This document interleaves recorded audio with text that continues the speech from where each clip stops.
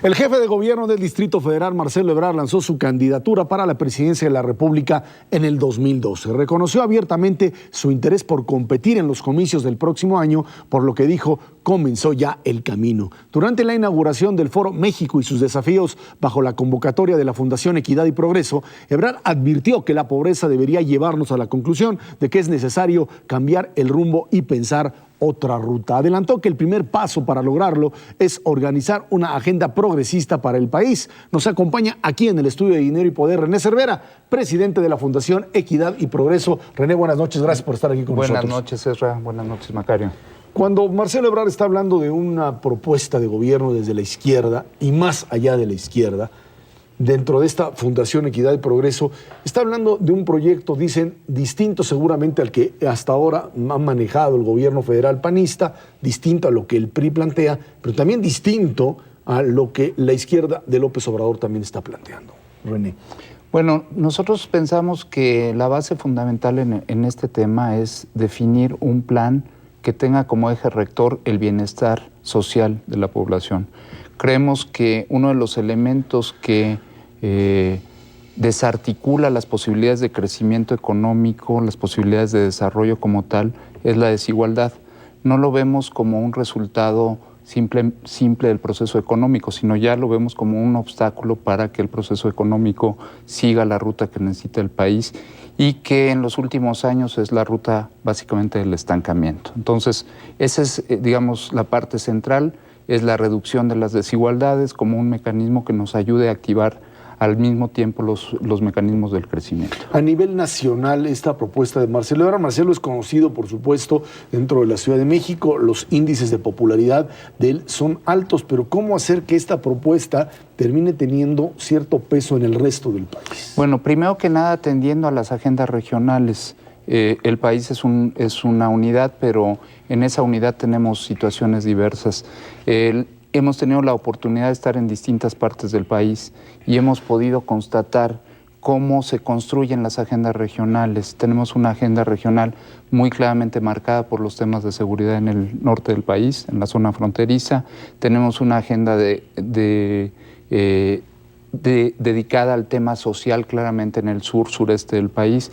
Y en el centro lo que estamos viendo es el tema económico como uno de los temas centrales. Entonces, lo primero es atender a las agendas regionales y por lo tanto estar en condiciones de hablar con los sectores que convenga a cada una de estas agendas, ¿no? Entiendo que la idea de la Fundación y de Marcelo Ebrard es tener una agenda progresista. Así es. Y ahí yo veo un problema que es importante porque la izquierda en México no ha podido ser progresista. Lleva muchísimos años prometiendo y ofreciendo cosas que son pues muy parecidas a las que hacía el PRI en otras épocas. Van a hacer un montón de preparatorias, van a construir un montón de autopistas y esperan que con eso mejoren las cosas. No ha habido un discurso renovado, a diferencia de lo que ha pasado con la izquierda en países como Chile o Brasil o incluso en Europa. Acá nos hemos como que reciclado en este nacionalismo revolucionario del que vivimos en el siglo XX y no ha habido propuestas realmente progresistas. ¿Cómo están pensando ustedes ofrecer algo pues verdaderamente atractivo para la población del siglo XXI? Manteniendo esta lógica de equidad que a mí me parece muy, muy importante. Sí, Macario. Mira, yo creo que el tema central aquí es cómo dejamos de ver al pasado y nos concentramos en el futuro. Y eso es más que el diagnóstico, porque este país está hiperdiagnosticado, diría yo. Lo que es importante es construir la agenda de lo que viene hacia adelante. ¿Cuáles son los ejes desde nuestro punto de vista que articulan esa agenda? Bueno, pues está el tema del bienestar social como un eje central. Es decir, no hay gobierno que pueda decirse que es un gobierno exitoso si no involucra en su acción la mejoría en la calidad de vida de la población. Y lo que nosotros creemos es que ese es un elemento central. El segundo componente que creemos que articula el tema de la propuesta es el que tiene que ver con el crecimiento económico, el empleo, pero sobre todo con el ingreso de la población. En este momento tenemos fuera del mercado formal a cerca de 2/3 partes de la población económicamente activa niveles salariales deprimidos. La masa salarial se ha venido reduciendo de manera importante en el país en las últimas décadas. Entonces creemos que el tema del ingreso es un tema central. No tanto el tema del empleo, que es un tema importante, sino cómo vamos a recuperar los niveles de ingreso de la población y cómo vamos a utilizar una serie de recursos que están disponibles en la economía y que en este momento aparecen como recursos ociosos u orientados a la especulación que necesitamos meter en juego.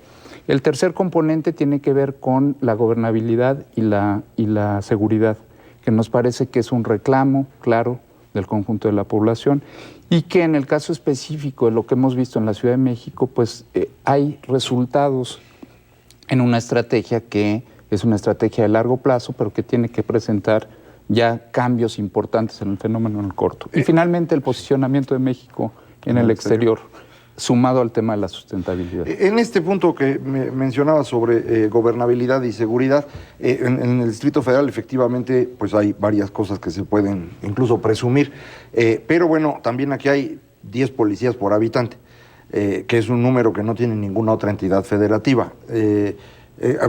A nivel nacional estaríamos pensando también en construir, digamos, una especie de fuerza pública equivalente a la que tenemos en el Distrito Federal, más preparada y más abundante que la que hay hoy en otros estados. Bueno, ese es un tema, pero eso responde más a la estrategia de contención del fenómeno delincuencial.